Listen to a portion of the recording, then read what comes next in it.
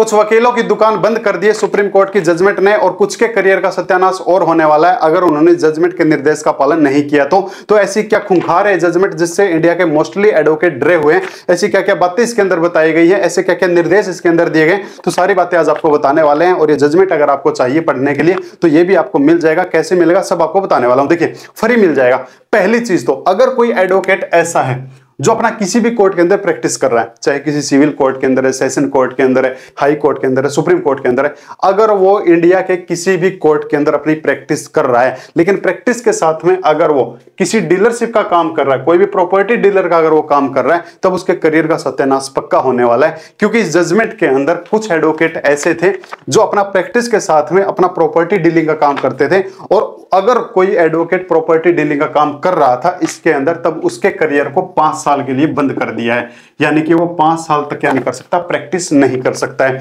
तो यहां से हमको एक इशारा मिल चुका है कि बहुत सारे एडवोकेट ऐसे, मैंने भी अपनी आंखों से देखे, भैया पैसे का लालच चीज ही ऐसा होता है, सबको पता है प्लॉट में मोटा पैसा है, एक प्लॉट बिकवा दिया तो 1% 2% भी अगर कमीशन आ जाता है तो बहुत सारे पैसे आ जाते हैं, और वो पैसा, वो जो लालच है वो मजबूर कर देता है। तब ऐसे में बहुत सारे एडवोकेट जो एक काम कर रहे हैं प्रॉपर्टी डीलिंग का, तो भैया वो बंद कर दो, या एक काम कर लो, या प्रैक्टिस कर लो या फिर प्रॉपर्टी डीलिंग कर लो। कोर्ट ये कहता है, इस जजमेंट के अंदर भी कोर्ट ने यही कहा है, आप प्रॉपर्टी डीलर का काम कर सकते हो पर एटलीस्ट एक काम तो आप चूज कर लो, या वो कर लो या फिर वो कर लो। आप एडवोकेट हैं, अच्छी बात, आप अपना कोई भी धंधा स्टार्ट करो, कोई आपको नहीं रोक सकता है, पर एक काम करो, या प्रैक्टिस करो या फिर ये करो। अगर प्रैक्टिस के साथ साथ में ये करेगा, इस जजमेंट के अंदर 5 साल के लिए उनकी प्रैक्टिस को बैन कर दिया है, और आगे अगर कोई एडवोकेट फंसता है उसके बारे में हम नहीं कह सकते कि कितना उसको जुर्माना भी लगाया जा सकता है, उसकी भी प्रैक्टिस बैन की जा सकती है। तो कोई भी एडवोकेट जो वो प्रॉपर्टी डीलर का काम नहीं कर सकता है। सेकंड चीज जो बता दी वो और भी खतरनाक बताइए, एजेंट।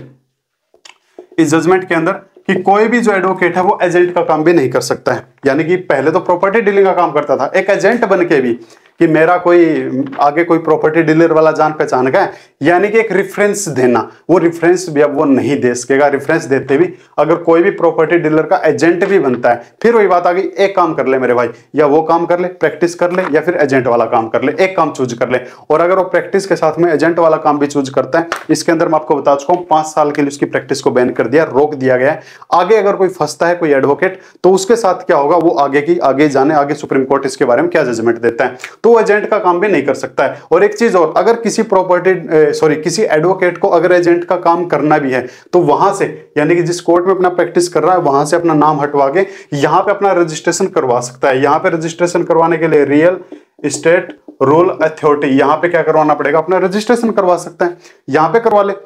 कोर्ट से अपना रजिस्ट्रेशन हटवा के यहां पे करवा ले, और यहां पे करवाने के बाद फिर एजेंट का काम कर। कोर्ट मना नहीं कर रही है, सुप्रीम कोर्ट मना नहीं कर रही है, पर सुप्रीम कोर्ट ये कह रही है भाई मेरे एक जगह काम कर, ये करना ये कर, तेरी जिंदगी तेरी लाइफ, ये करना ये कर, अपना रजिस्ट्रेशन यहां पे करवा ले, हमको कोई प्रॉब्लम नहीं, पर 2 जगह काम मत कर, हमको प्रॉब्लम है। तो 2 जगह से पैसा कमा रहा है, दोनों हाथ में लड्डू रख रहा है, तो हमको प्रॉब्लम है। तो एडवोकेट्स के लिए ये चीज थोड़ी मुश्किल होने वाली है। इसीलिए मैंने कहा था मोस्टली इंडिया के एडवोकेट डरे हुए हैं इस बात को लेके, क्योंकि देखो जो बड़े बड़े एडवोकेट है ना, जो हाई कोर्ट में सुप्रीम कोर्ट में प्रैक्टिस कर रहे हैं, उनके पास फीस इतनी आ जाती है, चलो उनको जरूरत नहीं है, लेकिन जो छोटे मोटे एडवोकेट होते हैं ना भाई,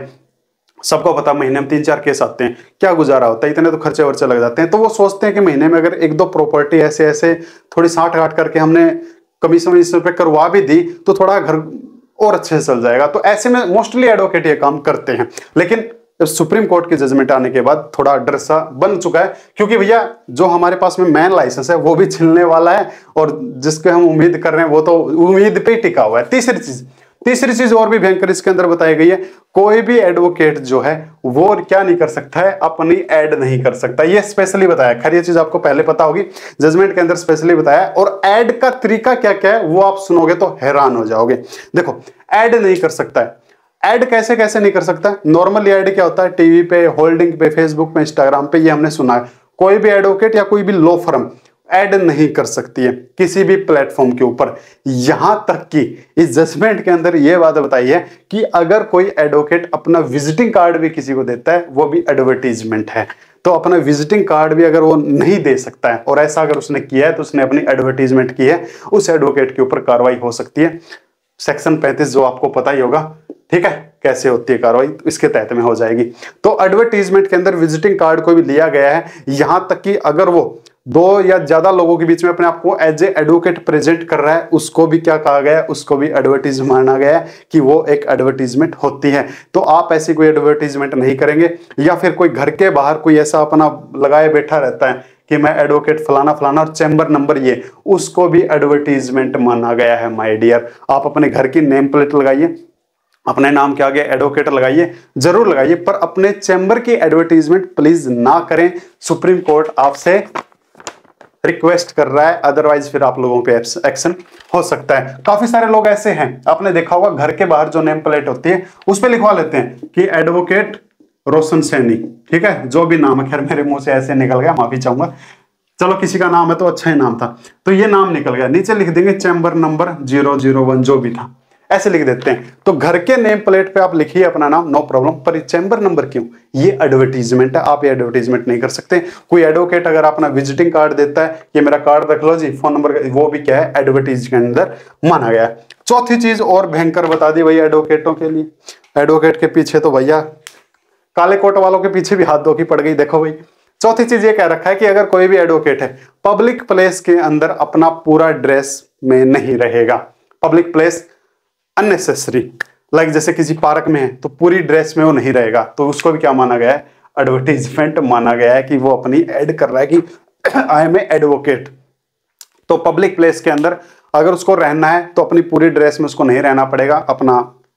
जैकेट उतार सकता है, ठीक है। तो जो भी चीज है, एक एडवोकेट अगर पब्लिक प्लेस में पूरी ड्रेस में रहता है तो वो भी क्या एक एडवर्टीज माना गया है। और अगर ये निर्देश दिए गए वाइस जजमेंट के अंदर, और अगर कोई निर्देशों का पालन नहीं करता है, जिन्होंने नहीं किया था उनकी 5 साल तक के लिए प्रैक्टिस को बंद कर दिया गया है, और अगर कोई इन फ्यूचर नहीं करेगा तो उसके साथ क्या होगा ऊपर वाला ही जाने। लेकिन अगर आप नए नए एडवोकेट बने हुए हैं तो मैं आपको यही सुजेस्ट करूंगा कि अभी से